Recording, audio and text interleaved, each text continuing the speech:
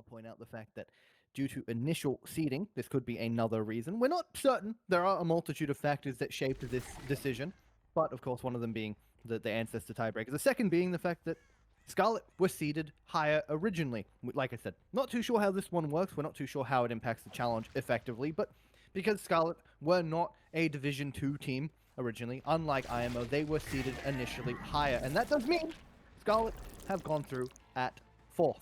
IMO, unfortunately, will be ending their season today. But still with stuff to play for are the two teams on your screen right now. We see Bravo on the killer for Flatline. Flatline's chances rest on this game. They cannot lose this if they want to go through into the final stage. They must take this game away, and he's already gotten his first tag on the Ghoul, and of course, getting a 4K result is exactly what he needs, but it's up to our survivors to prevent that, and of course, it's up to Tavi on the caster's desk to tell us how this game might go. Oh well, hello OSL, good evening. It's actually kind of late at night, but yeah, this this match, all or nothing for Flatline is definitely a win con for Bravo to achieve right here. That's actually X1 going down, and I think, Chief, that that ultra stick hit take from them at the start, that can only mean that they have a bit more of an aggressive build, I would say. Because you wouldn't do that on a passive build. But anyway, that's the first gen popping for that, so it's very nicely done by Peony Dynasty start of this trial. Ghoul on Suffer 1, I still think is 4K1, especially that this is relatively high ping between these two teams. Like we have Bravo around here.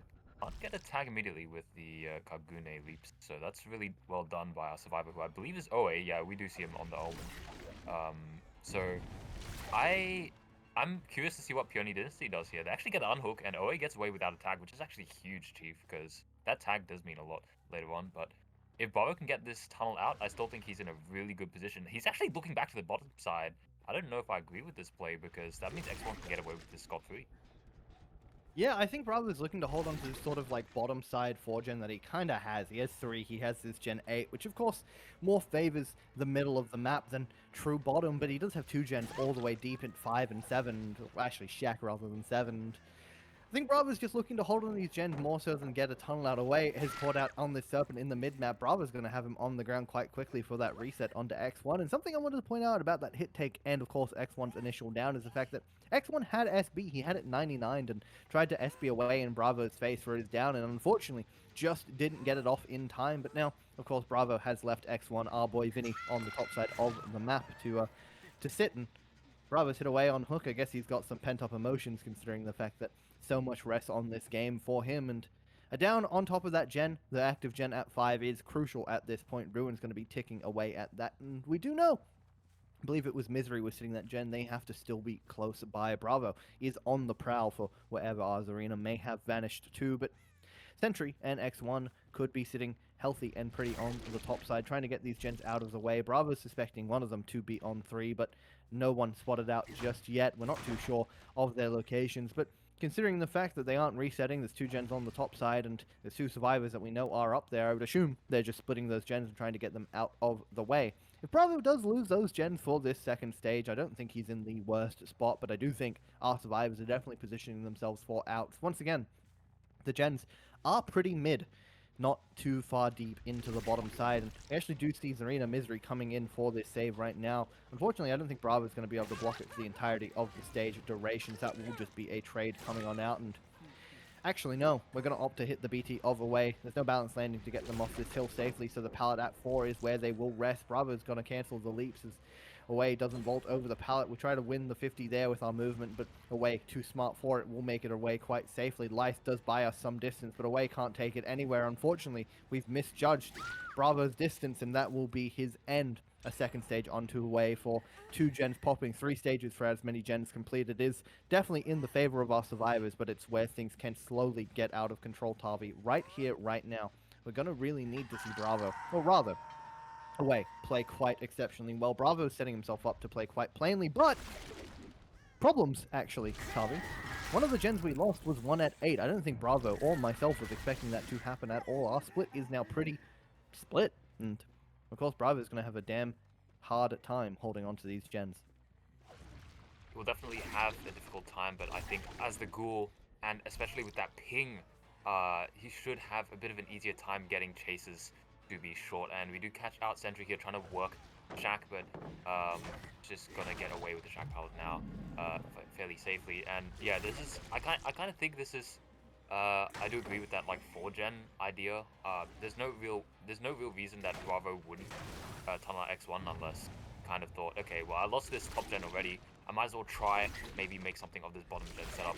And here comes the pull, and always trying to make their way away from Bravo, and he can kind of get some distance, but this jungle gym, oh my gosh, this jungle gym was still up, and that's huge. That's a huge deal because that means OA can take the line away to the main building, and that is so much distance. Bravo actually just takes a bit of a detour, tries to find other survivors, takes a Kagune tag onto Misery, and this is a beautiful transition of pressure. Just because of that one jungle gym pallet that Bravo decided to break, that means OA can make it all the way to the main building and is relatively safe for the time being. Of course, that here's the Kagune leaps coming through, so that's the movement. That's the versatility of the Kaneki when it comes to the map control. But oh, we actually find OA again, and X1 goes down for the hit tank, but he's stuck around this pallet. But again, good thing for our survivors that this is on the top side of the map, but perhaps this is not the interaction they wanted to go for. There were around 3 survivors on the top side of the map.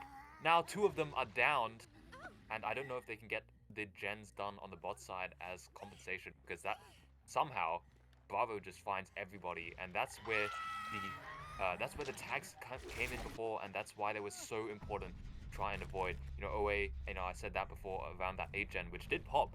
Avoiding that tag made it so much easier for the survivors to transition that into this current gen setup, and which, by the way, oh my gosh, Misery goes down. By the way, is a 3 gen at the moment, as it has been for the past while, but Bravo is still really intent on keeping this 3 gen. Doesn't want to pick up X1 on the top side, just wants to try find our final survivor, which actually somehow stealth maybe on the cross and gets to pick up onto X1. So yeah, Bravo just picks up here. But yeah, again, beautiful transition, I would say, by our survivors. But then Bravo just, again, found OA immediately, gets the tunnel out, and then suddenly this 3v1 will prove to be very troublesome for Peony Dynasty, because right now this basing hook, it is somewhat in the middle of the gens. I would say it's like, well, deep in the gens. So they do need to make the difficult crossover to the Suffolk bottom side. And of course, since they're both on top side, they also can't really work the gens, except for maybe that 12 gen. So it all depends whether our survivors want to go for the 4K1 or do they want to play for more Chief. I'm not sure. Yeah, I mean, look, the safe decision here is obviously to play for this 4K1. X1 has been recent. I'm sure Sentry is getting himself reset in the process as well. We see him cleansing that totem there at 2. That's going to have his position revealed, but of course, inner strength and Bravo still opting to be on this bottom side of the map does mean that he's not only going to be left to his own devices, but reset by his own devices at this point moving forward, as X1 opts to cross down 3, and of course, Bravo is holding the cross quite intently. He wants to make sure X1 cannot escape the top side of the map without anything going wrong. And Bravo now actually has once again spotted somebody out at main. It's Sentry once again, and he's going to try and get a tag here, maybe even down with X1 having crosses his sprint burst to the bottom side. He might make that pull in time, but it's going to be oh so close. There's only seconds left on it, and X1 doesn't make it in time. That's the second stage confirmed. X1 sprint burst wasn't enough. Sentry's now in chase. The injury from the Kagune mark has come out. Misery off the hook as well. X1 and Sentry need to work together. X1 and Misery need to work together on the generator and make sure they can have it pop for Sentry's chase. The Vault on over forces Sentry into a 50, which he does lose. It's him on the ground. Another pain res to boot if we do so choose to take it. And that's Bravo's plan right now. He's going to get this hook pain res as well. And actually, we're just opting to drag. We're trying to drag as far into the mid-map as possible. We're still probably going to end up with this pain res hook. I don't actually think... No, we're dragging bottom. This is an unbelievably greedy drag. If someone was here, he was definitely off, but we do make it just in time. Bravo managing to drag that hook all the way to the bottom side, and now things are looking a bit precarious yet again. It's more than likely that both of our survivors are on the bottom side. His Misery at 8, stunning Bravo in his bounds, and opting to greed all the way down into deep 7 at this point.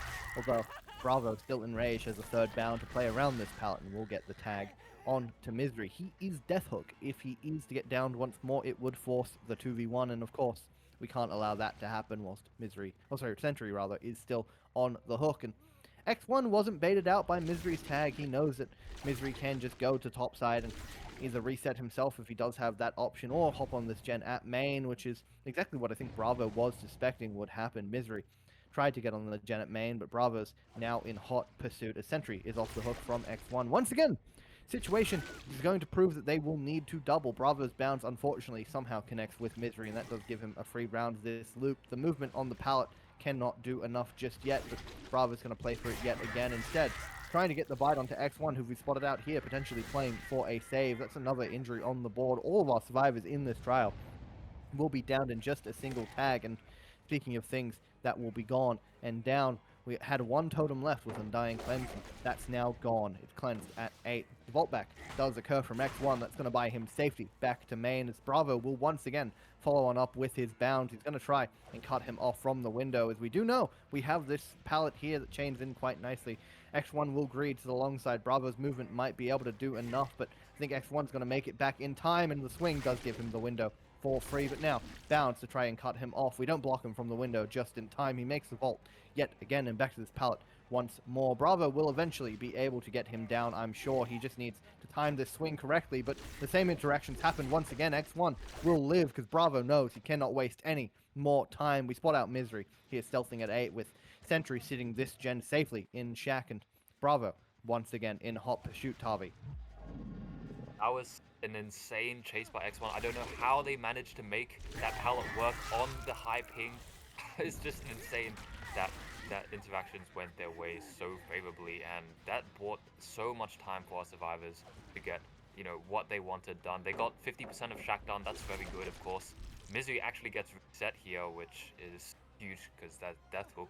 And now, although Sentry does take chase around the active generator, they kind of managed to split up yet again, and they can kind of get to work on main and try get to work on Shack as well. Maybe sneak that through, but it's going to be difficult still, of course. So, having this gen not completed for the chase, which is good recognition from Bravo. I feel like that was the one chase where things could have perhaps gone a little bit too far, but he kind of shut down the Shack chase immediately after, kind of recognizing, okay, I've spent too long on this top side. You know, X1, okay, you can have your victory here, but, you know, I'm going to try chase someone else who is perhaps not in a good spot. And yeah, Sentry was, of course, the target of that.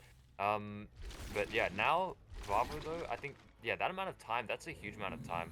Bots, I don't really know if Shack can pop here for everything, but seems like Bravo is not too concerned about it at the moment, given the game sense, and he's just going to follow up on Misery. Here comes the unhook. Misery's playing the pallets, does lose it. No, no pallet vault for you, Misery, and you're going down and out of the trial because you're on Death Hook, and also a pain res. Maybe Bravo okay, Bravo cannot make a pain res from here. That would be way too greedy, Chief. So yeah, this is going to be the next death of the trial, and unfortunately, oh wait, no, you can actually make the pain res very close to the pain resonance, but it is going to be made. So that's free 20% off the gens, and yeah, that probably shuts down the rest of the gens, considering that they are going for a reset. No, that's not a reset, that's a self reset. So yeah, wow, I'm surprised. I'm still like really surprised that X1's chase did not result in too much more from our survivors. Maybe if they decided to double, maybe they could have forced the gen through. I don't think it would have been enough though. Especially as well, yeah, Ruin was still in the trial. Undying was cleansed, so they got rid of Ruin.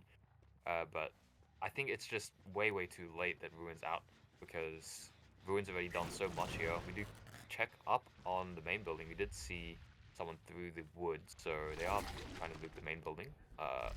But yeah, Eruption now. I guess this is also maybe a spot where Bravo could get a little bit too outplayed perhaps in chase. Like we saw X1 around that pallet, just insane looping there. Maybe he can do it again. I don't know if he makes any other resource, so unironically he might have to play the pallet again. Well, maybe he doesn't make it. It's very close, and Bravo actually won't make it. So yeah, Chief, this is yet again the chase from X1. I don't know if he can make more time out of this. Good fake, but it's not enough. Eruption comes through. and yeah, there's not really much else that Peony Dynasty can do because that was just enough time that the gen couldn't pop. So now, like, although he has to check on the gen, and maybe they can get maybe Sentry can get the pull in time. Yeah, not, the eruption is just gonna get huge value. So um, still though, maybe if they get like a reset or another insane chase, they could do something miraculous. Maybe pop another gen, but I guess that's in their hopes right now. X1 does finally get value from the second win, by the way. That's cool to see, but it's still very difficult, I would say, even if this free health state does come through. Because yeah, now both survivors are here. Does catch out Sentry, and I just don't think that X1 has enough time to do much. He actually takes the down. So wait, that was X1, not Sentry getting chased. Yeah, so it just looked like Raps here, Chief. I don't know really if there's much else to play, and that's an incredible result for Bravo. Yeah, no, Bravo has played exceptionally well in this game, and of course being able to secure a 4K2, unless Sentry does escape through the hatch, which of course would result in a 0.5 penalty deduction, losing that fresh hook, and of course meaning that 4K2 would be the win for Peony Dynasty instead of the lost. But at this point moving forward, of course, Bravo will be able to close the hatch. Unless Sentry is on a gate topside. He's not. He's actually cleansing inner right now, trying to get himself reset. But, yeah, at this point, the game is all said and done, Tavi. I'm going to hand it over to you just again, because I do have something that I need to sort out very quickly. But, yeah, we're going to have to see this game close on out as Sentry does try to escape. Yeah, no problems, Chief. I've got this. And he does take the self reset sort of with the inner, which he has been getting quite a lot of value throughout this trial. I still think inner's like one of the most strong perks you can do on the survivor side, because that, like, if you don't catch onto a survivor with inner strength, it kind of could just really throw a wrench in the works. And okay, well, Sentry gets found here, it doesn't really matter too much about the final inner strength, and this last chase probably won't last too long, considering that he doesn't really have an exhaustion to work with. Bravo can just take as much time as he wants. We're kind of approaching the 15 to 30 second mark though. This is actually pretty exceptional considering we've only got one health state to work with, and also not really that much distance. And he does go down, so that does spell the end of this trial. And yeah, 4K2, really nice, as I said before. Definitely what you want going into the first set, especially since it's a set pick of Flatline. And as Chief said before, they do need to win this. It will be the second half of the... Hello everyone, welcome back to our final matchup. Final... Okay, welcome back everyone to our final matchup for today. Going to be the second half of the Ghoul set, which Bravo did 4K2 in the previous trial, so that is an incredible result. And yeah, now Peony Dynasty's killer does have to try their best, match that, or, beat that, which would be an incredible performance if they could. But yeah, anything I would say happen. I think our Flatline survivors should be pretty happy that, they have achieved a very strong killer. But that does not mean that you have any time to, let the foot off the pedal, because they really need to take this first set, I would say, for their confidence. It is the first tag coming through by killer. That is, B12, which is Berk. Sorry, my bad. I'm kind of catching up right now, based off some of the other discussions we have in the, behind the scenes, based off the other thing. Oh, what the hell was that? What is that Kagune tag there? Yeah, so I'm not really, maybe a little bit frazzled at the moment, but it's all good. Saki's taking the next chase though. We did see the reset onto Bravo as well. Oh, actually, wait, is Saki next chase? What is going on? This is a very interesting start to the trial, Chief. I'm surprised again. I'm surprised that Berk is not playing. Like, it's just not facing the injured. As I say that, Bravo is probably going to get chased now. But like, yeah, it's a lot of tagging and leaving. Maybe they decided something is correct for that. Actually, Bravo grabs his stun, so that's nicely done. But yeah, going for a 4K2, Chief, how do you feel about that? I mean, look, Berk is going to have a really difficult task. I know that Flatline have been in a bit of a down period this season round. They came into the season with a fair bit of promise off of the back of their overall performances in Academy. That was a very funny looking grab. Obviously, the ping is a massive factor, and Speaking of a massive factor, Ruin, something that was such a big boon to Bravo in the previous trial, as we see him getting hooked in the basement now. He's now gone out of the trial, but a consolidation for Burke at least is, instead of having Ruin Undying, we have Ruin and Eruption, so we do still have some regression in our cards outside of Painres, which is, of course, to our benefit. Actually, I think Bravo had Eruption too, now that I do think about it, but he didn't have Corrupt, and of course Burke had Corrupt to stall out the early game a little bit longer than Bravo was able to, but I guess Burke didn't get too much value out of the perk regardless. He ended up with a fairly quick down on the Bravo, and he's now on the top side being able to pressure our survivors here as Halo spotted out at 1. That's going to be a tag with the Kagune mark, and now, of course, pressured away from his gen at 3. We're going to go get Eruption on it and probably head back onto the bottom side. We have a hook in the basement inside of our 4 gen, so I know Burke is definitely going to be looking to hold onto this, and with the unhook happening, I'm sure he's just going to pursue his tunnel out from this point forward, Tavi.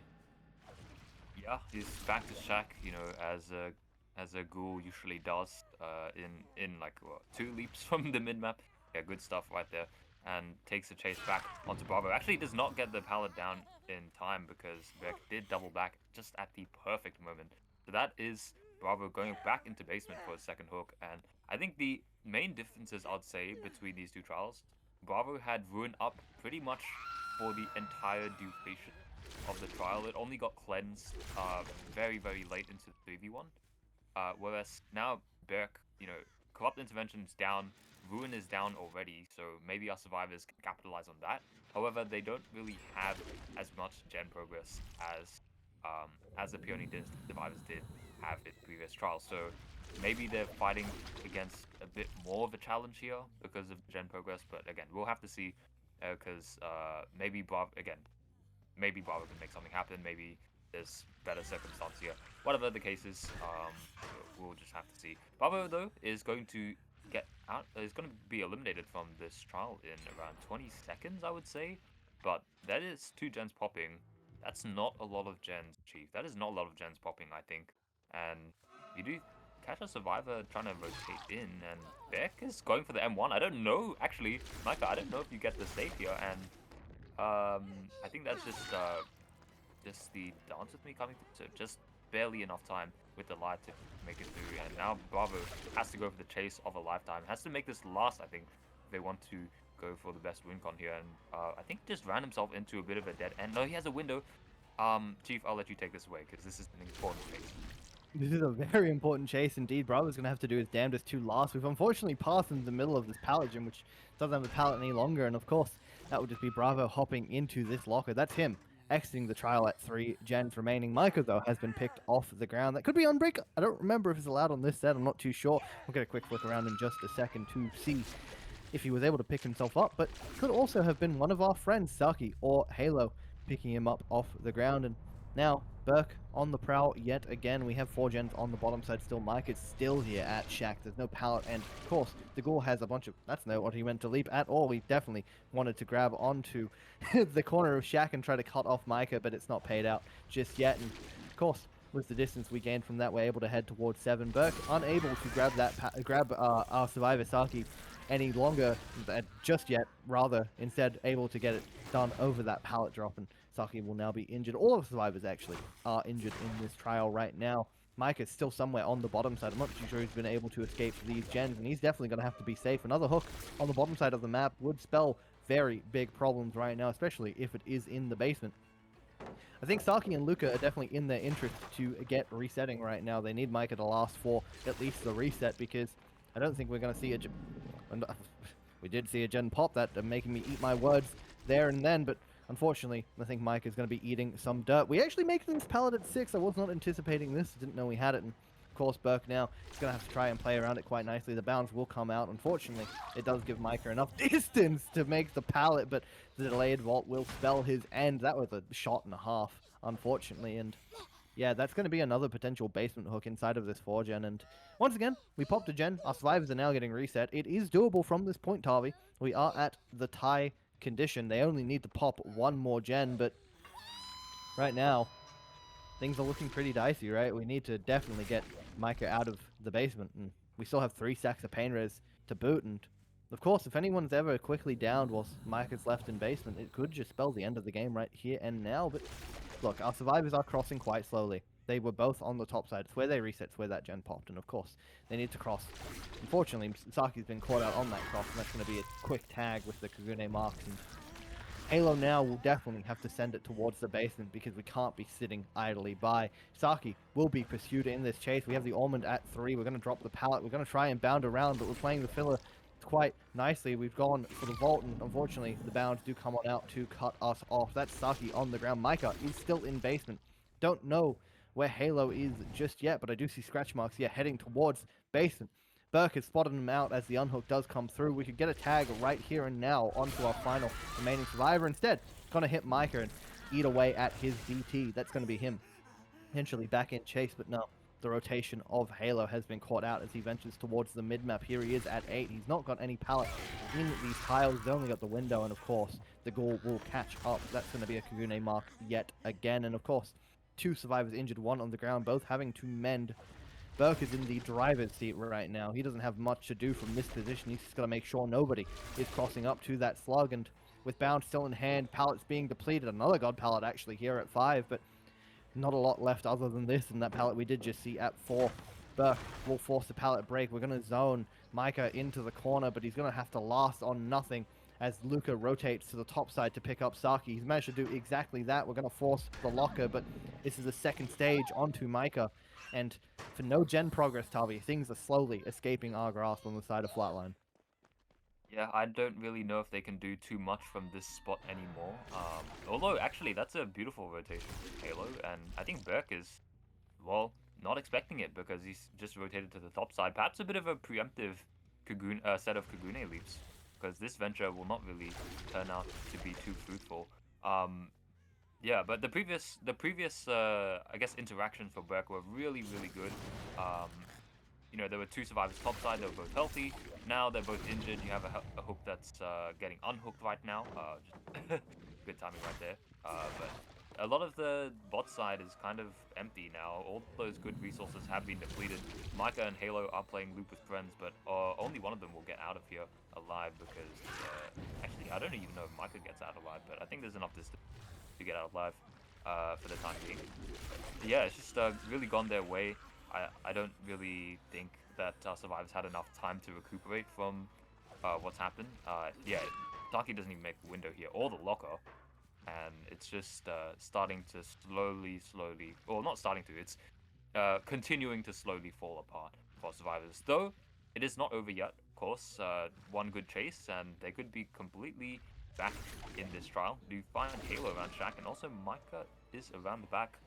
Sorry, I had to sneeze for a second, I don't know why.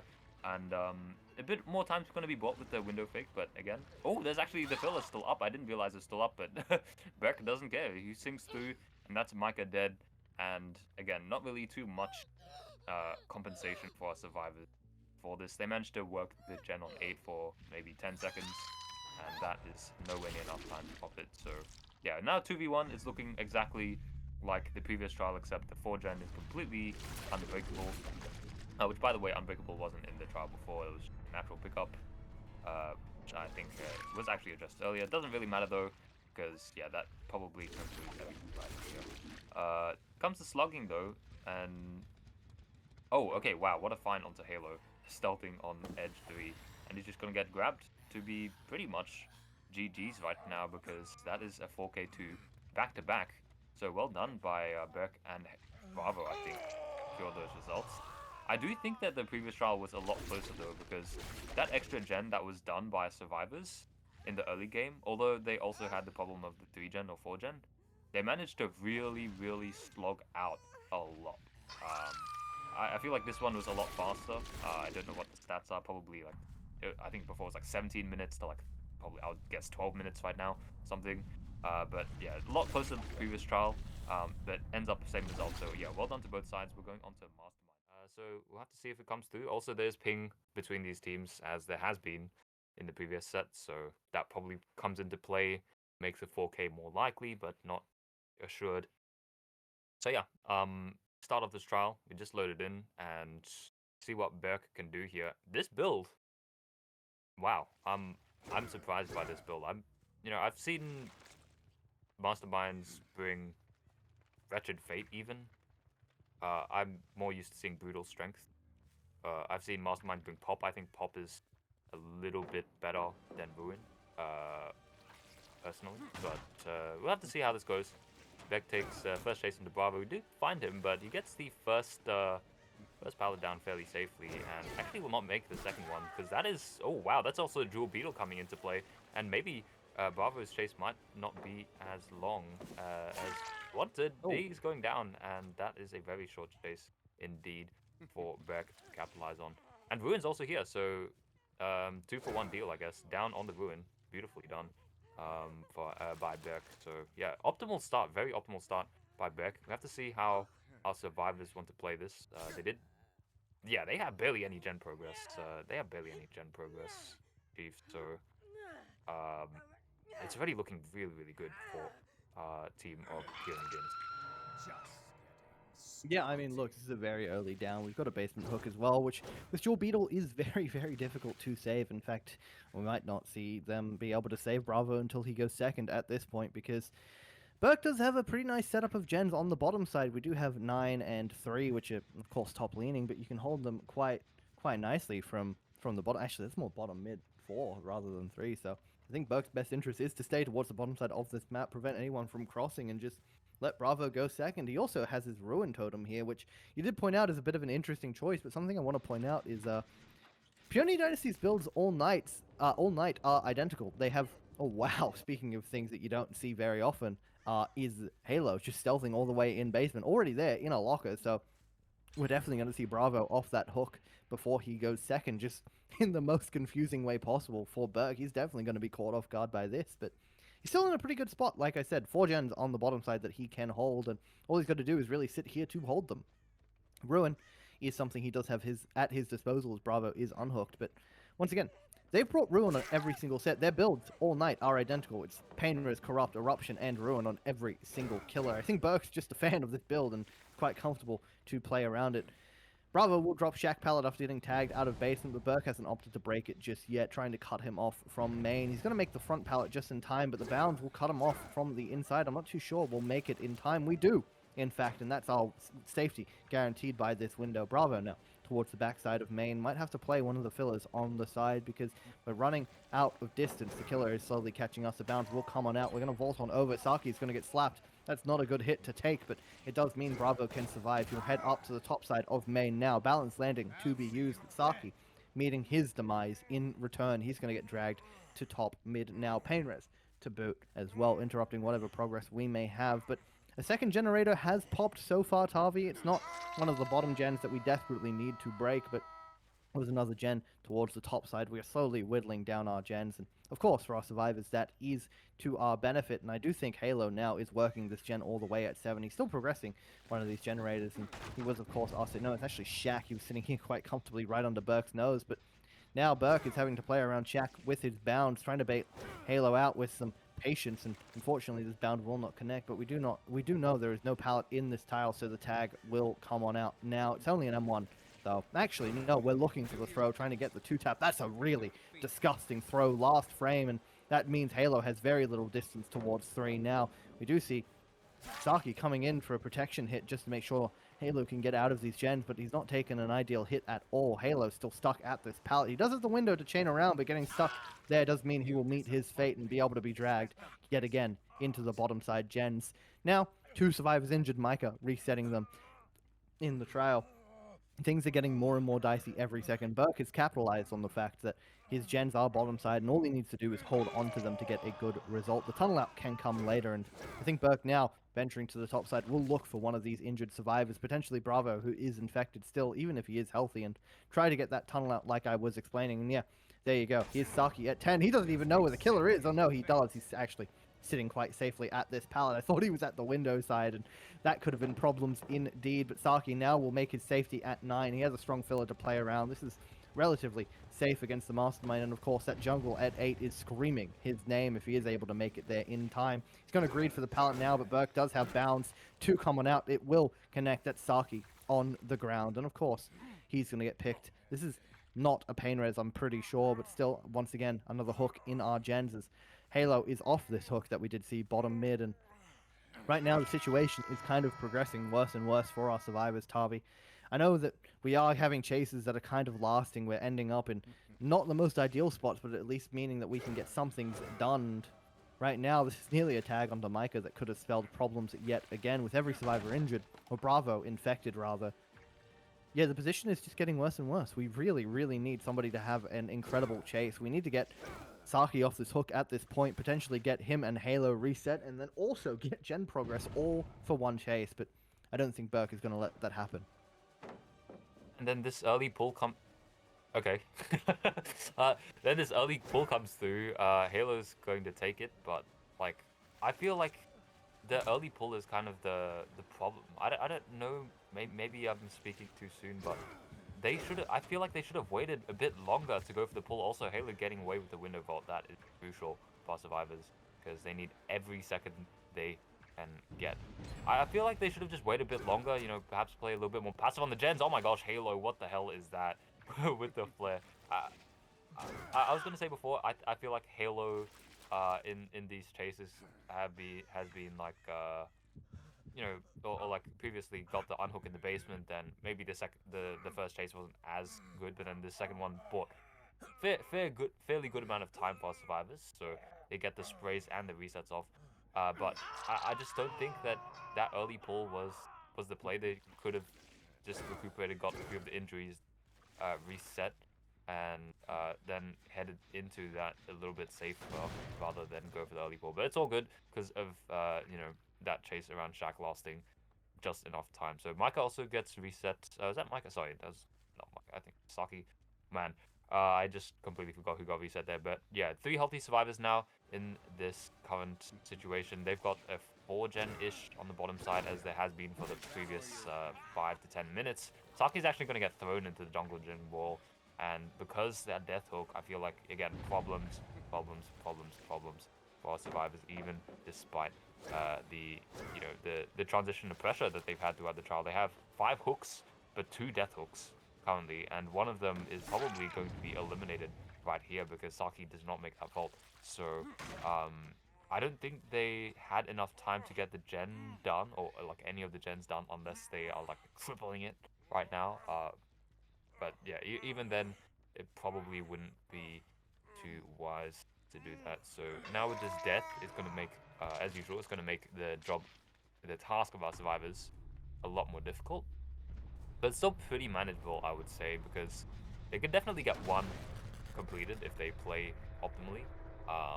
If they make too many mistakes, they might be looking at a 4K2 again, which is probably difficult to meet as a killer performance. But okay, maybe I'm speaking too soon again. So we do catch out Bravo here. I assume that Berk wants to zone them towards the bottom side, but is actually looking for somebody else. And here is Halo. He hasn't sprayed yet. The finesse is not enough, and he just gets the maximum infection through that last villain bound. And Berk is committing this, so that means that I guess our survivors it's kind of chop time. You have to get the gen done now. And if there is anyone, though, I think, who has been doing the chases this trial really well, it's Halo, although I think he's going down here, so as I say that, our survivors really don't have too much more time to get this gen done. And yeah, we're looking at 4K here for sure, now that we've got 2 deaths. And I don't really know exactly the factors that led to this, Chief, but it just, I guess, slowly went in Berk's favor again, and is left with this 2v1, which is really good for him. Actually, mid-mine pop just in time. Wow. Yeah, I mean, that's a very good recovery to be able to bring it back to a 4K1 if Bravo is able to pop this gen. I'm really sad that Micah hasn't just sent it to get this double, secure it, guaranteed, but Bravo's done it in time, just in time, and that is the 4K1 secured at this point. We know that there's still progress at 7, though. If Bravo does have a juicer here, we could see a 4K0, maybe even out, but that is a very early tag, and of course, with that tag, it does mean Burke doesn't have anything to worry about on the side of Bravo. We can just head on back to that gen at 7 and see if we can catch Micah out, potentially get him down on top of it and end the game right here and now. This is a very good result still from Burke. A 4K1 is the average this season so far, but is well above the expected. Perkins tried to cut him off from the window, thinking that Micah might play towards it, but instead, heading towards 9, he has Lice. He's going to be able to bait out that swing and make it to the jungle pallet. That was very well played by Micah, and of course now, with the pallet broken, the window and our connecting pallet at 9 is all we have left. We pass the outside on the window, but Burke will play quite patiently with his bounds and get a throw into the edge map. That's not ideal at all. Micah needs to do his damnedest to try and make a way, and you know what? He's done exactly that. To 10 he goes, and Burke once again wants none of it, heading back to the gens on the bottom side to make sure Bravo isn't doing anything sneaky under his nose. And Bravo caught out at 5, leaving now all the way at 2. Burke's going to take this chase and try to have him on the floor yet again, but right now things are not ideal. We have a hill at 1. He does have balance landing in his hands, but that can only buy us so much distance to the inside of main, but I'm not too sure we'll make it to the window with the bounds coming on out. And yeah, Burke, unfortunately, being a bit too ambitious, doesn't make it in time. That's Bravo safely through the window into the backside of main, and Burke, yet again, will have to leave this, knowing that the gens are so deep on the bottom side. Anybody. Micah, the only other person, actually. Not anybody, everyone else is dead. Believe it or not, that's what happens when 2 people are in the trial, and speaking of 2 people in the trial, there's one of them, unfortunately, caught out edge map, and although those bounds have missed, that's going to be him on the ground. Eruption will hit this gen at 7. It will interrupt the most progressed generator. And of course, Micah, being fresh, is a pain res. He's going to get hooked right on top of the gen. Not even using his pain res. Actually, no, we're dragging him to the mid-map. We're going to make sure that Bravo can't do anything sneaky yet again. And this will just be the end at this point. Tavia, 4K1, nearly secured. I'm just inches away, I would say, from Burke securing this. Oh, wow. And actually, just I say that Bravo comes in for a rescue, but not a fruitful rescue because he's going onto the hook right there from that set of virulent bounds. Yeah, considering that Mastermind's tier 3, there's no self-reset, there's not really too much our survivors could do if they just want to sit gens in the 2v1. As soon as one gets injured, it's going to be a permanent injury. So once you're injured, then your chase is going to, on average, be a lot shorter, and then you just get left no reason for the killer to commit you at that moment when you can just go for the other survivor. So yeah, anyway, 4K1 for our killer, Burke. Very nicely done. I think Flatline still definitely got a good...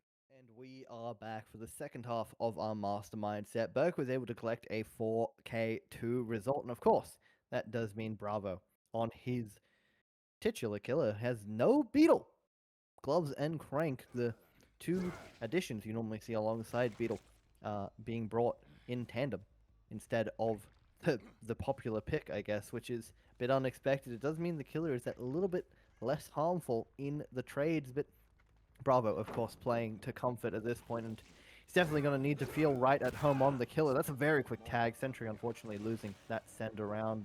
That will be his first injury on the board. Bravo needs to 4K3 here to take the set, and of course, tie with a 4K2. Another tie on the night, that would be a 4K2. Very impressive. But speaking of things that do impress, X1 here, trying to take the body block, playing very altruistically to start us off, but that does mean Bravo's going to get a very quick tag. We don't win the 50 with the double back on the bounds, so Bravo will break this pallet and try to zone him up to 9. We do have bounds in hand once again, but Bravo unable to connect just yet, as we do see the Jiggy come on out. It's towards the edge mappers away. I want to point out in the background, has a gen already at 75%. For 2 injuries on the board, you see, oh my word, a third hit take coming on out. We really don't want our survivors to end up dying just yet. Bravo still trying to cut him off with the bounds, but now Misery will be the desired man if we do get this tag. Instead, playing around the pallet, X1 will be the one still in chase, but Misery is still to boot. The bounds do not connect, but we managed to intercept our survivors. We're going to finally get that down. Misery still here. Sentry is getting reset by away. The first gen has popped. We swing at the window. The fast vault does not mean we get the hit, but the vault means Misery is not safe just yet. We could see the man getting bounded, getting thrown potentially, and that would spell problems indeed. Instead, just a slam. X1 on the ground, but Sentry reset. Give and take so far. Pretty strange start with how altruistically we have played. We really didn't want the down to come out just yet, but it has lost us a fair bit of gen progress. And also, X1, we've lost him entirely. He's vanished. He's crawled all the way to edge 8, and that will finally be the first pickup as Sentry sprays himself away, gets on their second gen of the trial, and Misery heads on over to their friends to reset the game after that flamboyant. You know, sure, flamboyant start. Chief, I've never seen a team play so aggressively against the Mastermind to prevent the first down. I've never seen that happen. You know, maybe when it's a tunnel out, maybe when it's the first hook, but for the first chase, never seen that before. That is interesting plays to say. You know, I like to say. Oh, an ambivalent bound from Bravo. Unfortunately, the angle is not enough to throw away into the wall, but holy, what a way to interrupt the unhook attempt there. Wow. Okay, so that was insane. I guess Bravo's really just not taking it right now. But okay. Yeah, I do also have to say something about before. Bravo only needs a 4K1 to tie, so there's a lot less pressure on on his end to go for that result of 4K1. Of course, it's just a much easier result to do than a 4K2. And at the moment, I think it's really achievable because, you know, this still is a really good spot for him. He's got a good amount of injuries on the board. If they do want to reset, it will cost them a good amount of time. Okay, but they do pop a gen in the background, so I guess X1's chase is just going for a little bit too long, even with the brutal strength. I don't know if you can force the down because there's... Oh wow, there's just another survivor here. Hello, OA.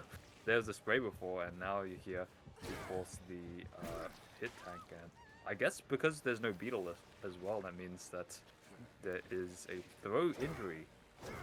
Which, by the way, Crank being bought, it still amuses me till this day because I remember Crank was like considered good on release, and then it was considered terrible a bit later, and then now it's actually being used because it's the percentages are actually better. So somehow X1 though is still managing to get away from all the action, and actually might get downed here. I don't know if he makes a window, and that's the ping coming through. So X1 comes down. There's a shack pallet as well for Bravo to take, and now although X1's hooked on this bot side of the map, yet again there's a good amount of injuries to be reset on Peony Dynasty's end. So it's not just that they have a lot of gen pressure to, you know, well, that they've gotten, but they also kind of have to do the resets as well. And if Bravo can catch out a reset, I think this would be really good. But already they've got the reset off, so maybe though, catch out somebody who is infected. There could be problems. Sentry doesn't have no, he does have BL, but gets away from the dashes just in time. So wow, it's just such a... Yeah, I've never seen a Mastermind set be played with so many hit tanks from any survivor team except of course this trial here. Yeah, I mean, it has been very interesting to watch, but I don't know if it's going to pay off so far. Of course, X1's back in his tunnel out chase. There's nobody that can really play to take a tag for him. Away's injured, sitting in gen. Sentry was the man just in chase, and Misery was red mere moments ago, and there you see them already trying to help X1 out, and it's so odd. It really is so odd. I don't think Mastermind is a killer where you need this much help. It's, you know, not a strong killer. Mastermind is expected to get outed, and I guess when you're playing to pop 4 gens, you can afford to play this aggressively, but right now we have another tag onto Misery. Away has finally been reset by Clean Break, and Sentry is still sitting pretty somewhere.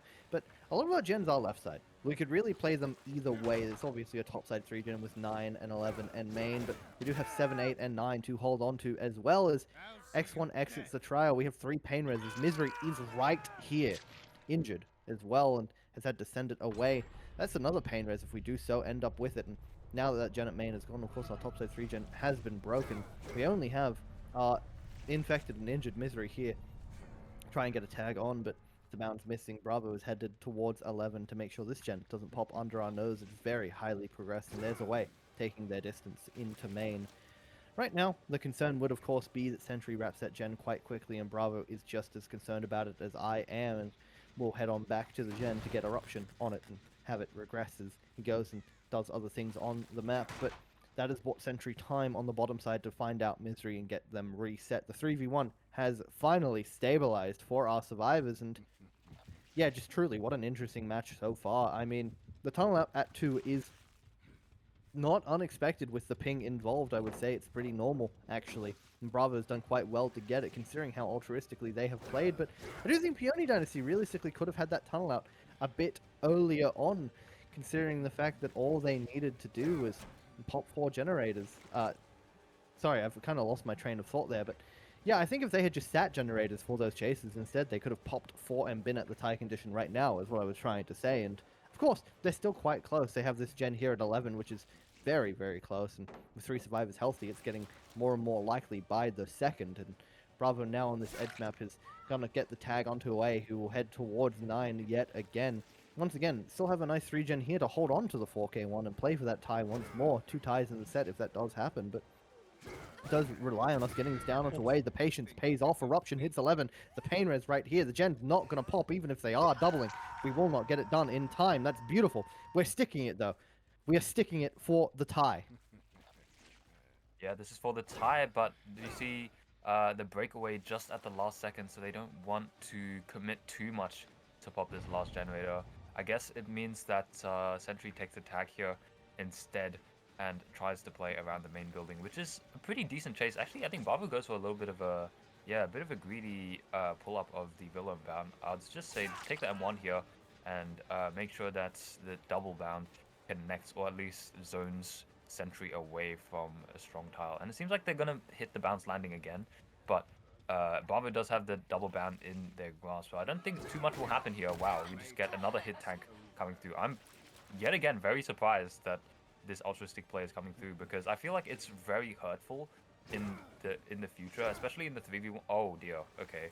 Well, it would have been very hurtful, but now Bravo misses the dash. I guess the gen would have popped anyway, regardless of if he missed the dash. And yeah, I still think it's very hurtful that this this hit tank is coming through. No way. But Bravo somehow misses the second dash there, and we'll get the down finally onto Misery. But I think, yeah, it's still like, I'm very surprised to see so much Ultras play as well, as I've been saying all throughout this trial. But yeah, there goes Misery. They're down now, and the Tycon has been met, of course, and I guess it means Bean Break can be used on OA, and Sentry also gets reset, so somehow they kind of get out of this in the best situation possible, where they got the gen, and they also got the resets pretty much.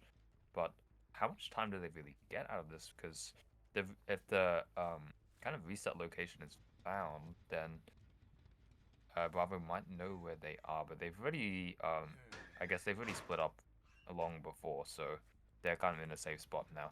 And that means we're kind of gone into this next phase of the game where Bravo needs to eliminate everyone before the trial, before another gen pops. I'm pretty sure it's doable, Chief. I'm pretty sure it's doable. Like, looking at the gens, they kind of easily zone. Bravo can easily zone the survivors back in the gens, so it should be a pretty doable task, I would say. But against these survivors, well, could be a bit of a difficult task. We actually see OA not pull here because there is no reason to pull if you're healthy with full infected. So no reason to give away the free health state there, and instead Bravo is camping till second. So yeah, still a very I would say a lot of play left in this trial, because there's plenty that Bravo can do and plenty of survivors can do to try and go for the respective ideal conditions. So yeah, now comes the unhook. Something has to happen now, I think, for Bravo. One more bad chase, I think, Chief, and they could be losing this second set.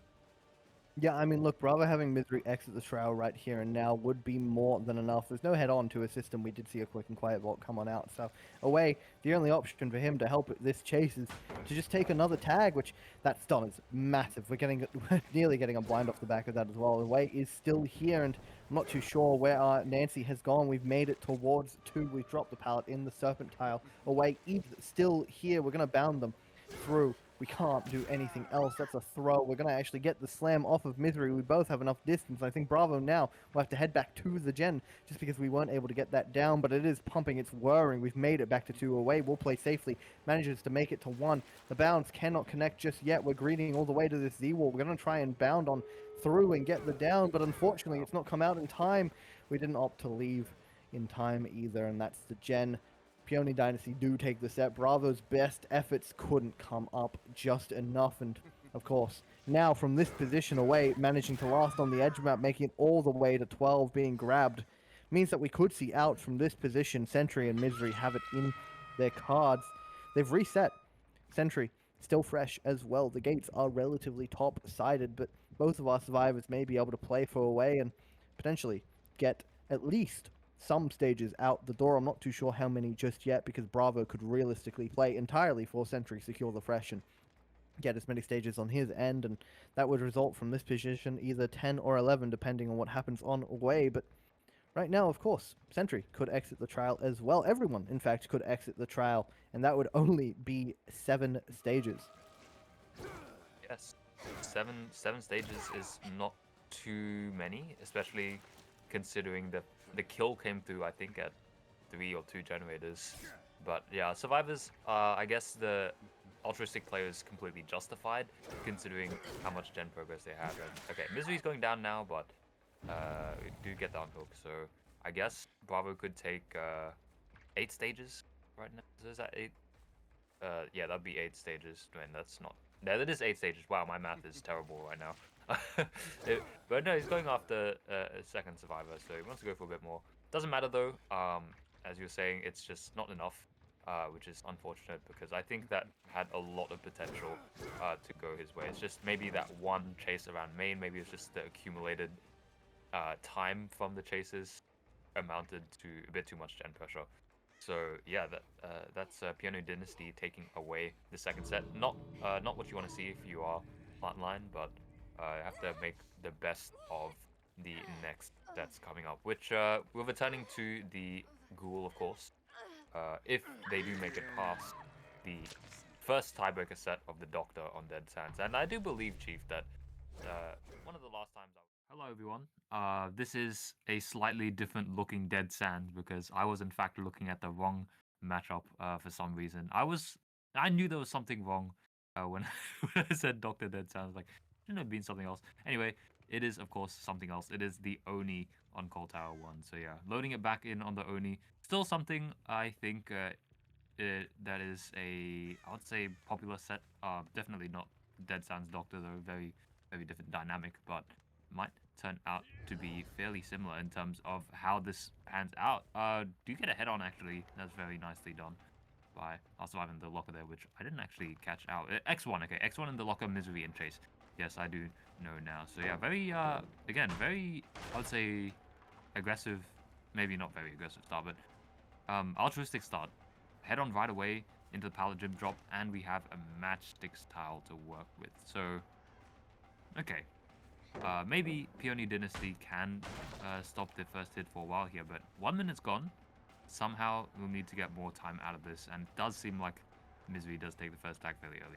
So yeah, Chief, my bad for saying Doctor before, but this is a very early tag, so Bravo, if he does need to win the set. Oh wow. What the hell? Wait, first gen popping. Did they triple that? I'm not sure. That was they did have Deja. They had Stakeout as well. Okay, I think they could have potentially tripled that after the head on, maybe even just a double with a bunch of gen perks. So that was a very quick gen pop for that first tag. It's done exactly what they needed, breaking up that 4 gen on the top side. And speaking of things that needed to happen, Misery might be able to escape chase, and no, unfortunately not. Bravo will be on their trail, immediately popping power. I want to point out, I hope he's really spotted somebody out here at 11, or this power pop is not going to be in our favor.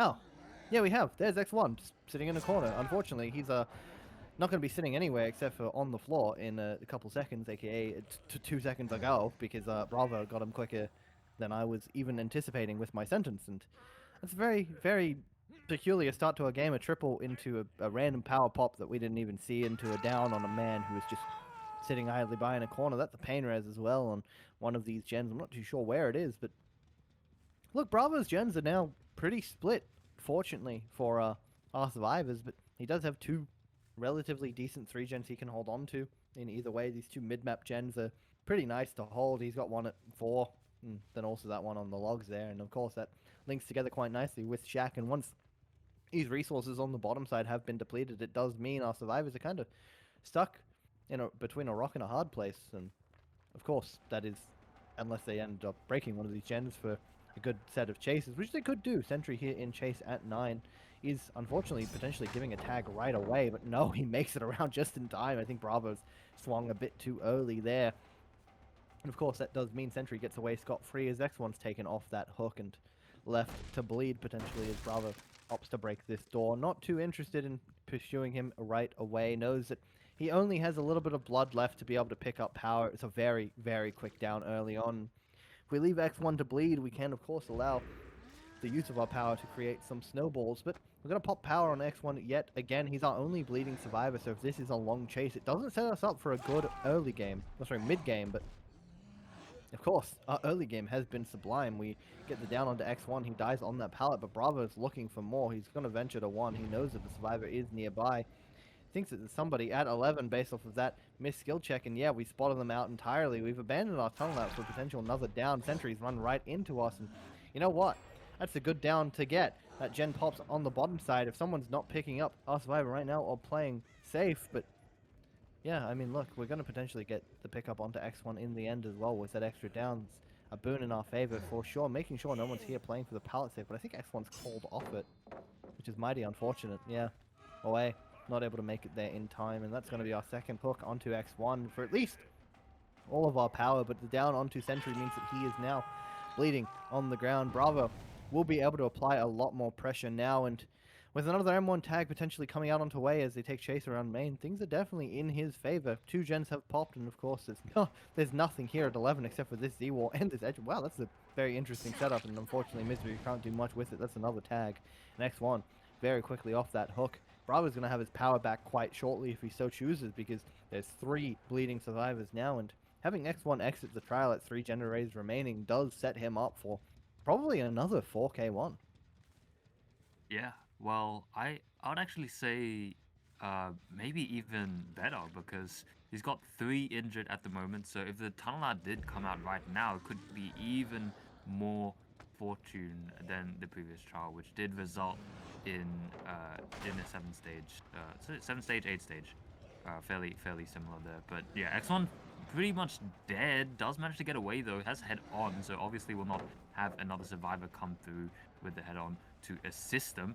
And it does seem like Bravo does swing for the pallet, so that's going to be the Demon Dash avoided yet again for X1. There is another fill around here, but it's not going to be made. The tree is not enough protection, and there is probably a gen popping or close to popping soon, but it is not.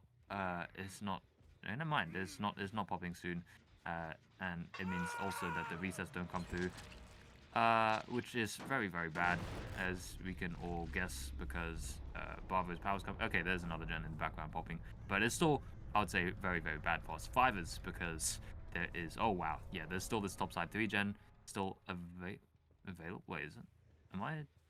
Wait, that is okay. Well, it doesn't matter though, because he's just getting power left, right, and center. It's kind of an infinite blood situation, unless he misses a dash, it is really difficult for our survivors to, avoid getting this snowball effect type going. And we do catch out Sentry yet again at Shack. He's gonna make it away, but the walking isn't enough. Imagine if you had Bloodhound there. It wouldn't have mattered though. Sentry goes down.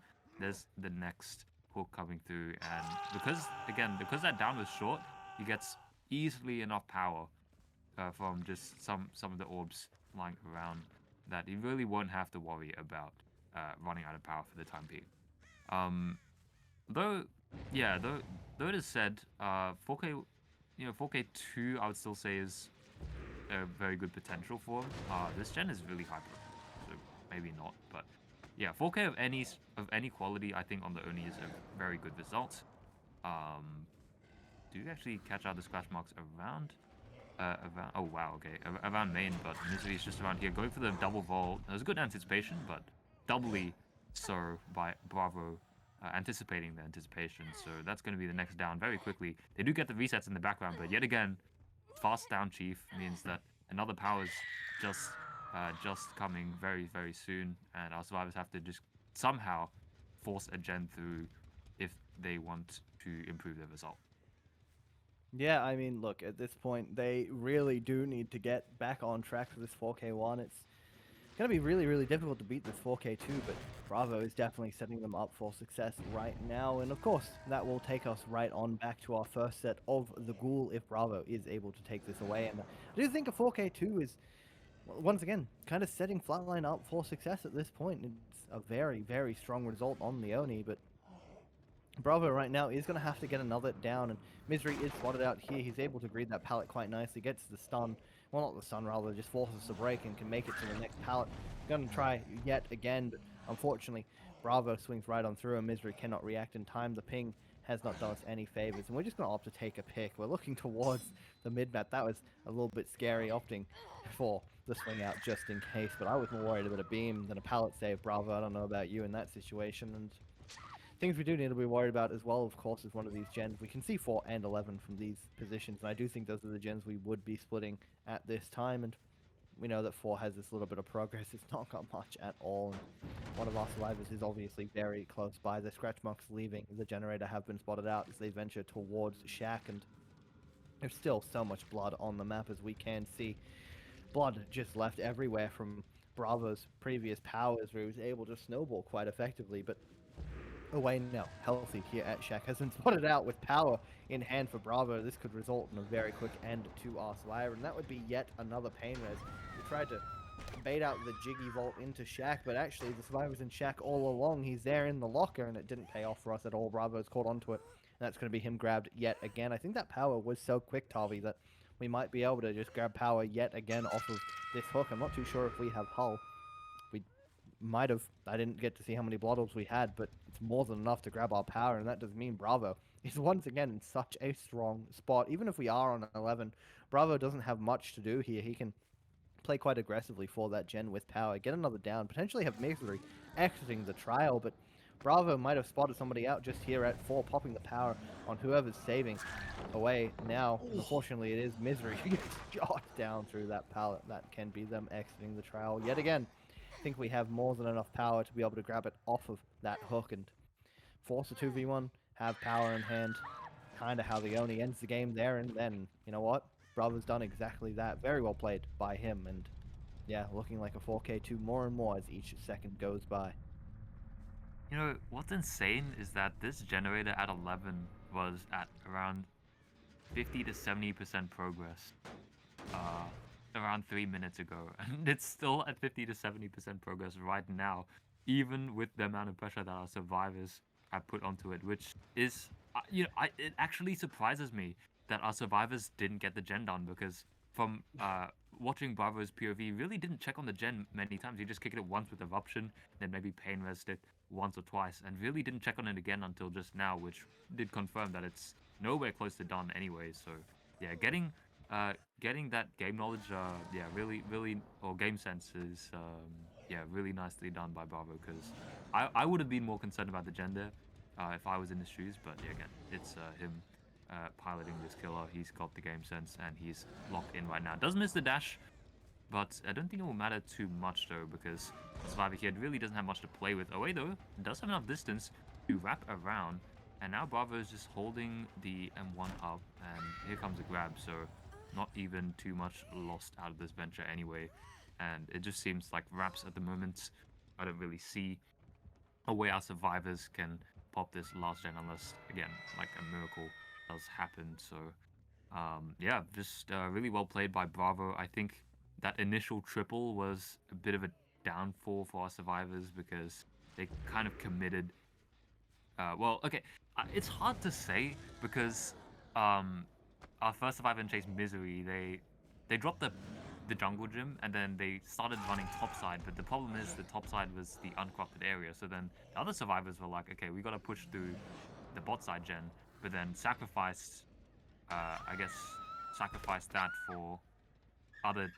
They sacrificed other gen pressure to force through the gen, so then when the first hook did happen, they really didn't have anything else to fall back on when it comes to gen progress. So yeah, ends up 4K2, really, really strong result for Bravo, of course. I don't think he really missed too many crucial demon dashes at the start, so just really clean gameplay there. I think he's really set himself up to reverse. And we have returned with the second half of our Oni set. It is a 4K2 to tie, 4K3 to win, and a 4K1 will secure the victory for Flatline in the set and take us right on back to Ghoul. But Burke will be playing for that 4K3. Ideally, he is able to get a result that continues the series for his. Actually, sorry, the result will, no matter what it is, the series will continue for Peony Dynasty. They have the upper hand, having taken the middle set, and of course, the first one being tied. The only thing they can do right now is end it, actually. They can end it here, end it now with a 4K3, but Burke's going to have a bit of trouble doing that. He has the same build he's been bringing all night. He's looking around Edge 3, thinking that there might be a survivor nearby, but nobody has been spotted out just yet. Actually, there's Micah. Wow, that's a very early tag to give. Very unfortunate. I don't really like to see survivors playing so stealthily, trying to wait on out the Oni, especially when you could have just been inside of any of those tiles near all of those windows. I want to point out, very well-connected windows. He tried to bait the head on, it didn't work out. We've got head on in the end, and that does give Micah a lot of free distance. He's gone to the backside of main, but Burke now has circled around to 10. We're just scouting out any other survivors and where they may be. That's going to be a very quick reset onto Micah as well from Saki, our head-on survivors. Bravo and Halo are splitting gens on the bottom side now.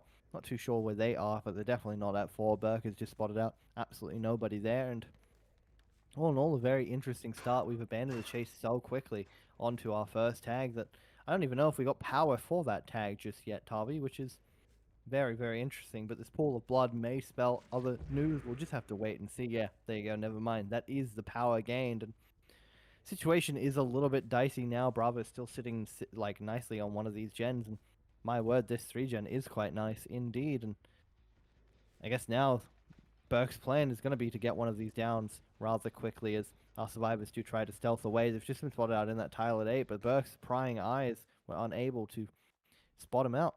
Bravo's Halo's in basement. Wow, our survivors are doing a good job of stealthing out us killer right now, but Ruin is, of course, eating away at these gens as we have to stealth away from the Oni in power, well, who has power. And yeah, Tavi, this is grinded to a halt. We've gone from a very quick start, very abrasive from our killer, to a complete stalemate now.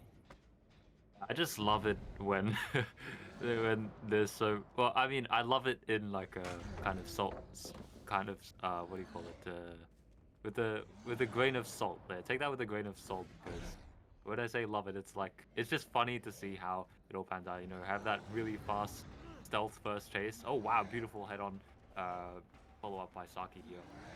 But it's like really fast, then it like slows down a lot, and then like the survivors are like, okay, yeah, sure, killer, you have a bit of power here, so let's just stealth again. And then the trial resumes itself just very quickly. Halo actually gets down through the track pallet. Bit of a misplay there, a bit of a misjudgment of ping, but all said and done. Sorry, no, what?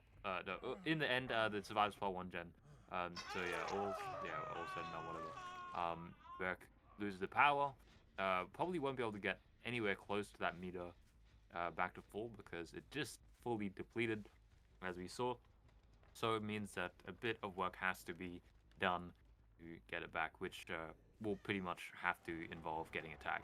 So do catch out Bravo here. I do believe the pallet is on the correct side. There it is, but he actually opts to greet it. So yeah, very wow, very, very lucky there not to get tagged through the window. Again, remember these survivors are on ping, so on Bravo's screen, oh boy, that wouldn't have looked too close, but it was very, very close on ours. And I think maybe this greet is a little bit too much, because he's getting tagged right as the bounce landing is just about to be procced. So now Beric is back on the blood farming. We do actually see our final survivor here, Saki, and did we just get out? Wow, full power yet again coming through by Beric, thanks to, I believe, the hull, and it's just zooming right back to basement. I think this is the one situation our survivors could have tried to avoid. Forcing locker here though, oh dear, because that means the power meter is very, very close to being back up. Yeah, it's just like, I feel like this one situation should have really been avoided by survivors. All they need to do is pop those gens on the top side, or pop a few gens on the bot side as well. They don't need to go for a 4K 4K. Wait, they don't need to go for 4K0. They just need to pop 3 more generators in this trial, and they secure themselves the victory in this third set. So, yeah, now they have popped the second one, but this could get out of hand very, very quickly. Berk has a good idea on where most, or some of the survivors are in this trial. Sorry, some of the survivors, not all of them, because they are starting to stealth yet again. And Halo is going to maybe die in the basement here, but it's just like, it's just very difficult now to make too much progress for survivors. But stealth is attempted, actually. You can see there on, I do see on a separate point of view, and maybe Beck can get the down here, but maybe not secure the tunnel out, because just in time, here comes Mika into the basement, so at least the unhook comes through, and I do say, Chief, that power did take a while, so maybe he won't get enough to fully charge it back up and go right back to the basement, because I think Halo's next chase, this one has to be a stunner. This one has to last a while to secure Flatline a victory in this set. Yeah, it really does, but I think Burke might have other plans. We're just looking around for another fresh tag. Halo is nowhere to be seen at this point. We do spot out Micah, though, here in the mid-map. He's going to have to play around Water Tower quite nicely. There could be a head-on as well assisting us, but no, Saki, instead, our head-on player, has run in to get this pull. He could end up getting tagged for it, but Bravo instead will take the BT hit.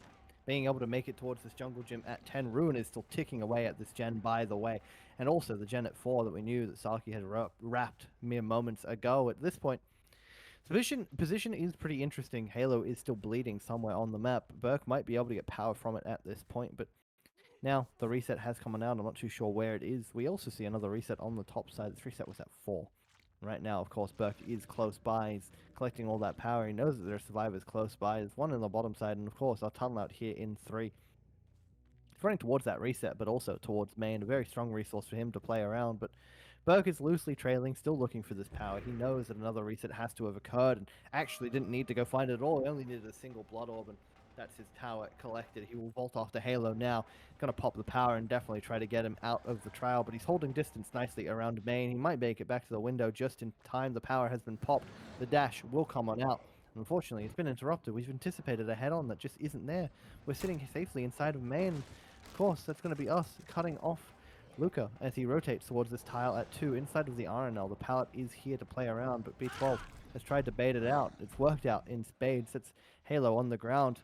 We have no gen progress as Ruin is finally... Oh my god, we actually have a gen at about 50% at Shack. That's not expected at all. I think this might be a pain res, though, to interrupt it, which is, of course, going to hit that gen at 6. It's all the progress we do have left, but Ruin, the perk that has been slowing down these gens for oh so long, is finally out of the trial. Burke, none the wiser that 10 has been completely abandoned, but can at least get Eruption on it for later if he does so choose, and of course can head over to the top side yet again and grab more power. So much blood left here from Bravo's previous reset.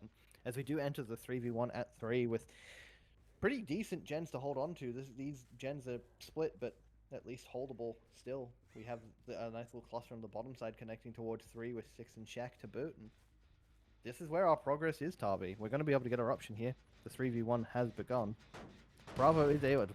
Bravo. Burke is able to get a nice few downs with his power now. He could genuinely 4k3 from this position. It's going to require survivors to play quite patiently on this power, sort of waste a bit of the power and then make it end with either a force or a forced pick because of how much time they have bought. But Bravo has been completely caught out there, and I think it's being used as bait as Burke looks towards 10 instead, spotting Bravo out yet again. But because he looked away, Bravo's decided to inch his way further towards edge map and potentially not be spotted out. Instead, here we find Micah on this edge rock. We're not going to be able to get the flick around it. We're just trying to play quite patiently, and that will be him on the ground. Very quick down in this power. We may still have enough power left on the ground to be able to get right back into it. And of course, this is another pain res, Tarby.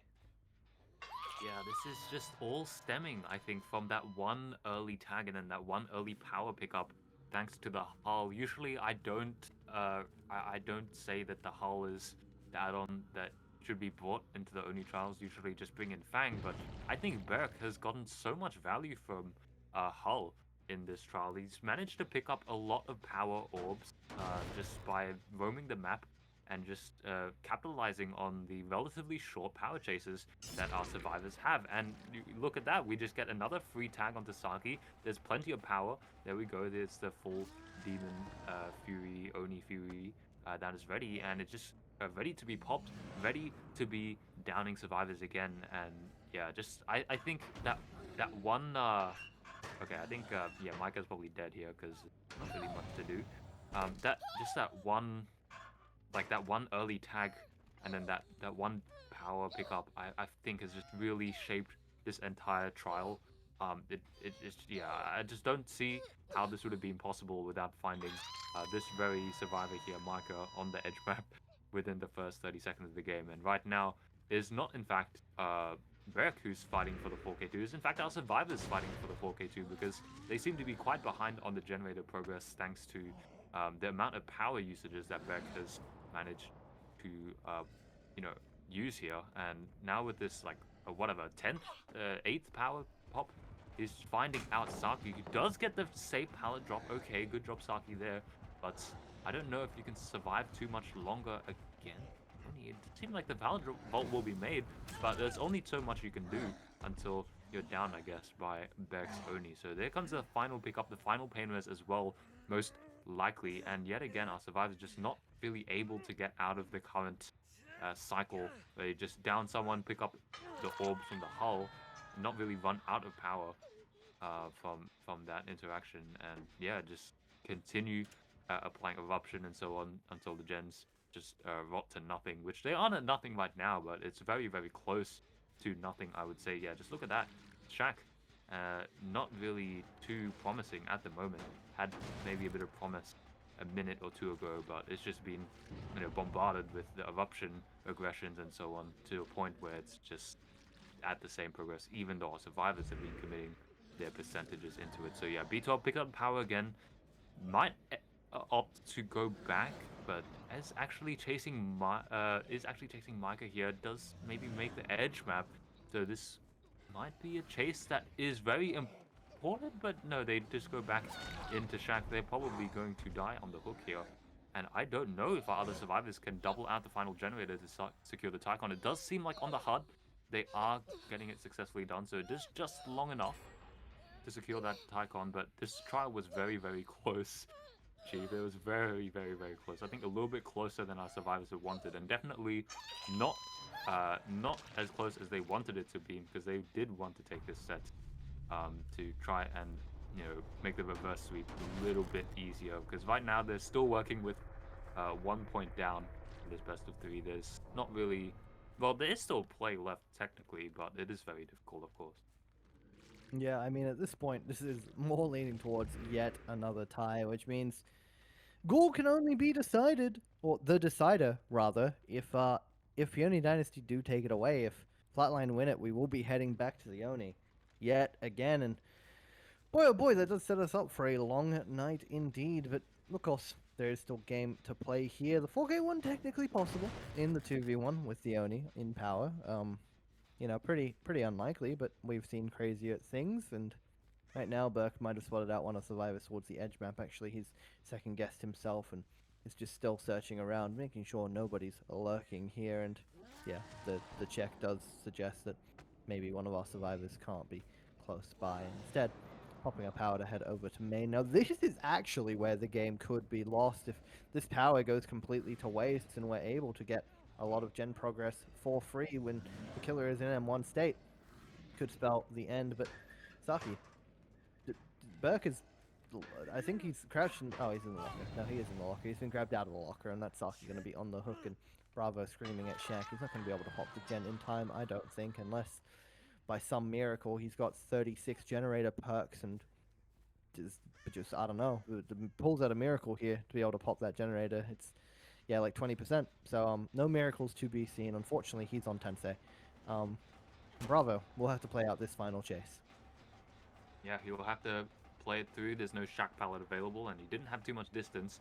But this BL will buy some distance, so I guess that means that we are starting this 1v1 very, very quickly for B12. 12, aka Burke, and he's just gonna walk through the pallet actually. Nice fast forward by Bravo, but not enough to avoid the tag, so that's coming through at around 20 to 30 seconds. Power's popped here, maybe a little bit of the power saved up from before, but this jungle gym might be very fortunate. Okay, Bravo is gonna greet it though, nicely done. Okay, we're still looping the jungle gym. This is definitely not safe against any killer on any kind of ping when you're greeting it, but he's doing this perfectly, and unfortunately, breakaway just at the wrong moment. So yeah, he goes down around 40 seconds, and they are back-to-back 4K2, what we saw in the first set as well. Yeah, we are, I guess, heading back to the ghoul. Heading back to the ghoul. I've somehow closed the screen share chat. Help, everything is going wrong. I don't know what's going on. I'm gonna cry. Ruin Undying, the same build, no corrupt. Survivors are the same. The game's underway. Let's go. Bravo. Come on now. We don't want to see another tie. I want to go make food. I'm hungry, chat. Let's pull back the curtain. Let's be real. This is a 2.5 hour BO3, and I'm sure a lot of you guys are probably getting tired, getting sleepy. It's 11:30 at night. That's a ridiculous tag. Holy hell. X1 taking that bite all the way at 8. Bravo is going to pursue him up to the top side of the map. And actually, he's decided against that. He's going to go check on his totem here at 8. Found someone at 7 with the sentry who's getting bitten himself. And 2 tags on the board. Misery also found out right here. And Bravo doesn't actually realize just yet, I don't think, because I barely noticed that he was in chase. But Sentry will have to take his chase towards the mid-map. We have a beautiful set of RNG. Here's a jungle gym we're not going to get cut off from just yet. Playing very patiently on this pallet Sentry, making sure that we can get the pallet drop safely and a stun to boot because of Bravo's ambitious bite. And for that, X1 will get reset on the top side of the map. Sentry can make it to Shack. The same interaction is about to occur as Shack pallet's now out of the way. Misery is pumping one of these generators. I'm not too sure where they are, but it could be this gen at 7. It is indeed his Misery spotted out on the gen. Bitten himself as we're able to ping pong yet again. Sentry running back into Shack though without a pallet. It's not very safe. Undying has revealed his aura at 6. And right now, going to continue to play that was a very unfortunate vault. That's actually messed up the vault back timing, but Sentry's gotten it nonetheless. Beautifully played by him to be able to secure his safety there, but Bravo now zoning him towards 4. We have this pretty strong pallet to play around. We get a pretty safe drop there as well. Bravo's going to opt to break it yet again. Sentry will probably jiggy towards the mid-map, but Wade has come in to play protect my friend as we do see him venture towards the mid side of this tile, but the bite onto him gives him some extra distance away. Will now take the tag. This is a 3rd injured survivor before a gen has popped, and X1 was previously injured himself. There goes Undying on the top side. We're going to bite onto Sentry. Unfortunately, that does mean he doesn't have enough distance to make the pallet. He's going to be on the ground. That's our first down. The only thing we've really seen happen so far is the cleanse of that totem. I'm not too sure what gen progress we may have, but I'm sure it's on the top side nonetheless, because the only gen we saw getting worked on the bottom side is this gen here, which of course was abandoned long ago. Our survivors have managed to get some resets though. Away has just been reset, and I'm sure Misery will be shortly following. So, Bravo's a ridiculous start, very aggressive start, is slowly being mellowed out as our survivors stabilize at this point. Tavi, I don't know if you're here, my friend, but if you are, what do you think? I'm here, Chief. Sorry, I just muted up for a second. So I've watched all this pan out. I think it's aggressive start from Bravo, aggressive start from Peony Dynasty. Holy body blocks moment coming through by the survivor side yet again. Just trying to make the downs, I guess, delay the downs for as long as possible, which, in my opinion, makes a little bit more sense on the ghoul, considering there's a lot more altruistic reset perks available to the, available for the survivor side. But it's still like a real whole lot of body blocks, and I do think the reasoning behind it is because of Ruin. If Ruin wasn't brought into this trial and wasn't cleansed immediately, so if Ruin wasn't in the trial, then I think our survivors would just be splitting very happily, just take the classic triple split, or maybe just double 1 and solo 1, whatever they wanted to do. But because of Ruin, I feel like I think they feel like they have to force through one generator and make sure that it does go through by delaying the downs by playing very altruistically. And I guess they do get clean break value. Yeah, that's one other thing about playing very altruistically. They do get a lot of clean break value, but yeah, it's still again something I very rarely see on these on mastermind sets and also so maybe they keep on repeating this. Actually, that is Bravo taking the tag onto OA, but thanks to clean break taking 60 seconds, they should actually be able to mend in time and not lose on the clean break value. So they're still getting that value there. Sentry is taking the last hit of the crowd, which is sort of stupid to say considering there's still 4 gens left, but that's, I think, just all part of all the resets and just ruin giving Bravo so much leeway to go for this down. And he's actually opting to save the bot side, does catch out a survivor rotating. I'm very surprised that Bravo did not want to go for the tunnel line. And it is in fact OA spotted out here with the clean break at the last second to reset themselves to healthy. So I think there's one mistake by Bravo. I think this is going to cost him a lot here, Chief, because he invested so much time to go for the tunnel out to Sentry. Now Sentry is healthy on the top side of the map where that first gen is popped, and now he has to start his work all again by taking tags onto OA or, you know, onto someone who isn't the immediate tunnel out. So there goes OA, they're down, and I guess he takes stock of the situation. There was a 3-gen on the top side, there was a 3-gen on the, there still is a 3-gen on the bot side, and there's one kind of, can't choose between top or bottom mid generator. So I guess now Bravo takes this hook at bot. Now maybe something can happen, but Chief, compared to the previous 4K2 by Bravo, he got only when he was trying to secure the 4-gen on bot side, he only let 1 gen through. This time it's 2 gens through. So I think our survivors have a lot more potential to even get outs, perhaps. Yeah, I gotta be honest, I kind of hated Bravo's decision to not commit to that tunnel out. If he had just committed to the chase on the top side, maybe this gen at 3 wouldn't have popped, and sure, we would have lost the gen at 5, but I think our gen can realistically be played either way, especially considering the fact that 8 is right on the cross, and yeah, I don't know. We do have a second hook onto Way. At least it means that, like, we kind of had 2 tunnel outs going. Now Away could exit the trail quite quickly, and of course, if Sentry is found later in the 3v1, that's a very easy way to force a 2v1 and end the game there and then, but yeah, I don't know. It's paid off now because we've had 2 quick chases onto Away, but if anyone had been chased and they were able to last, it definitely would have been a very negative decision in the favor of Bravo, but it's paid off in hindsight. I don't think it was a correct decision, but it's worked out in the end. But right now, Bravo is still trying to hold on to this gen at 5. It's got a lot of progress, but Eruption reapplied, and I'm sure the survivor who was nearby, whoever that may be, is going to be right back on top of that. And they're probably going to let Away sit, to be honest with you right now. They don't have too many reasons to pull him off that hook. They can triple split for this situation. Try to pop all gens for his death, which is ideal. It's a very good way to get the result, but Misery is actually here on the edge map. We're going to get the stun. Unfortunately, Bravo cannot cut him off in time. That's just the trade coming on out. This isn't a pain res, I don't think. Maybe it is. We'll have to find out. No, it's not. It's not a pain res, unfortunately, but it is a hook onto Misery. That means the gen topside will pop 5. The Eruption Aura is giving away one of our survivors. I'm not too sure who it is, but if it's Sentry, this is problematic. I'm not too sure if it would be. I don't think Sentry should be playing the bottom side at all. I'm sure Peony Dynasty have the Maka and Olishu position one of our other survivors in the spot, and yeah, exactly that. X1 is here. He's unfortunately been grabbed onto, but the injury did not come on out, so he will make scot-free away towards 4, but no pallet here, only the Z-wall on the edge that we were able to slide off of, and it does mean an M1 will come on out, but we get our tag towards 3. This is a Serpent Tile, which isn't safe at all, and unfortunately we do vault right into Bravo. It's another down, potentially another pain res, and this is setting us up for another pretty strong revolt. His Sentry caught out yet again. This is another injury onto one of our death hooks. Both of them are injured right now, and X1 is still on the floor. I don't really know what to think of this right now, Tavi. Realistically, Bravo could go kill Sentry right here and now. This pain res will hit 5. It's going to stop that gen from popping for another couple seconds.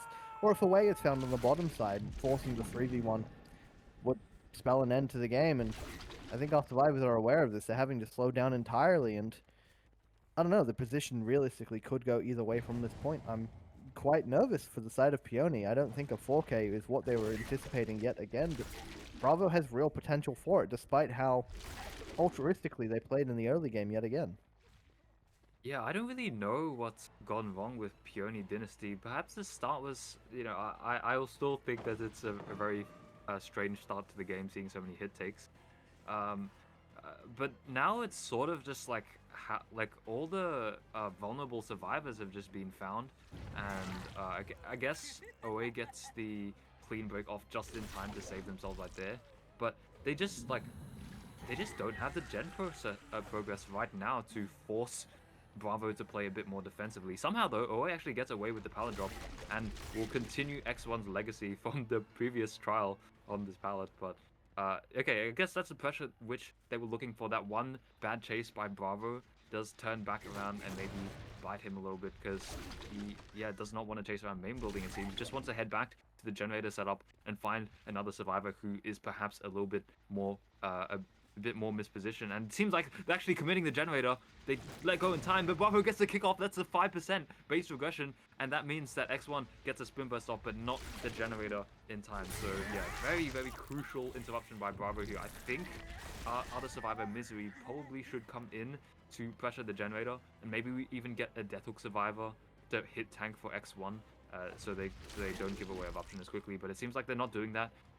They just let X1 die in chase right now. They don't make the locker, so that's going to be the pickup right away. It's yeah, again, very... Oh, we actually popped the 8 gen too, so they actually had a lot more pressure than I initially imagined, because that means that this one on 5 is the result of not 1 but 2 gens done for that entire top side scramble.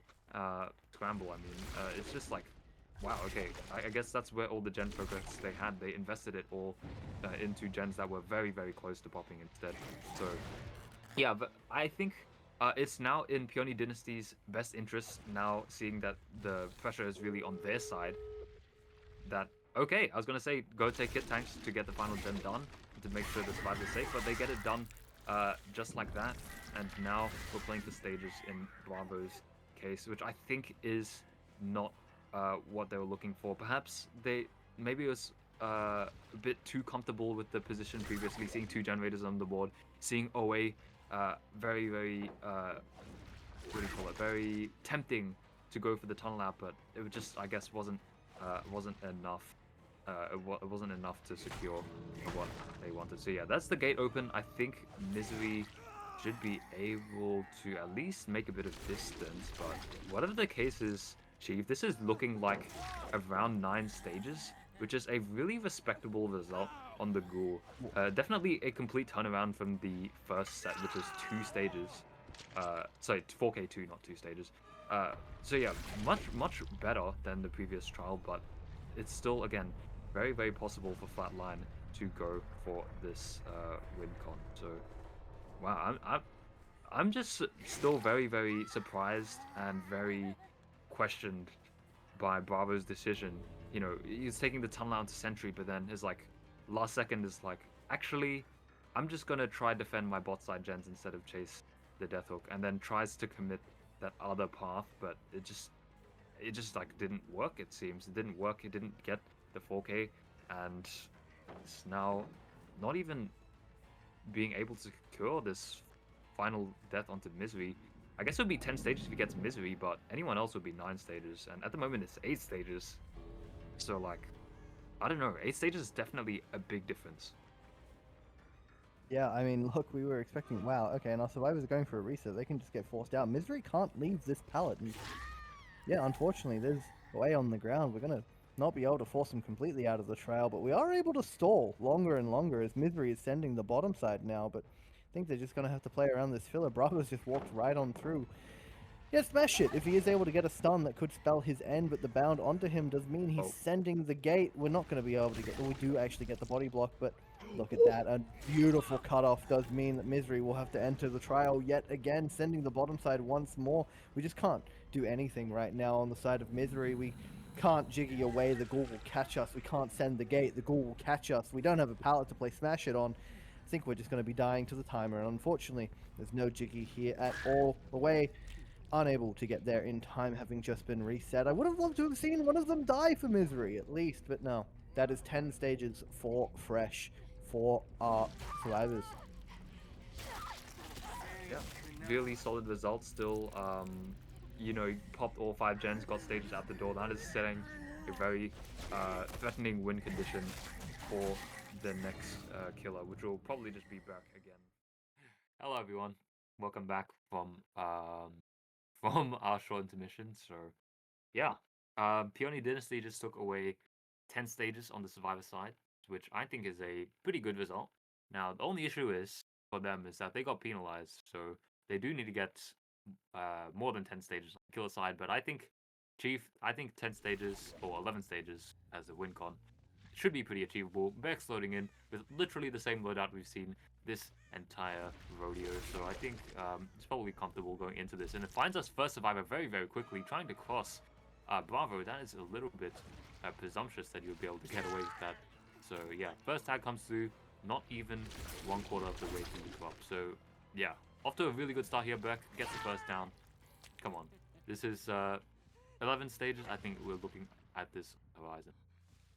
Yeah, no, we definitely are. That is an unbelievably early down. Before the rest of our survivors were even able to cross, Bravo was the most aggressive survivor there. So I would presume our survivors were probably stuck on the bottom side. Yet we still see the scratch marks of them having crossed to the top side now. And of course, they definitely need to be in this top side. They have a 4-gen here. They have this Ruin Totem at 10, which Burke is adamant on keeping, as you can see by him opting to check it over gens. And Bravo has been unhooked quite quickly. We do need him off these hooks, and an FTP actually comes out to split the pressure, but I do think with the state of the game and the win condition that we do have to meet on the side of the killer, maybe this pull wasn't ideal. Bravo has immediately been found. That's a bite connecting. Of course, the bite does mean we have the distance to make Shack, but Halo now is injured and having to sit somewhere safely.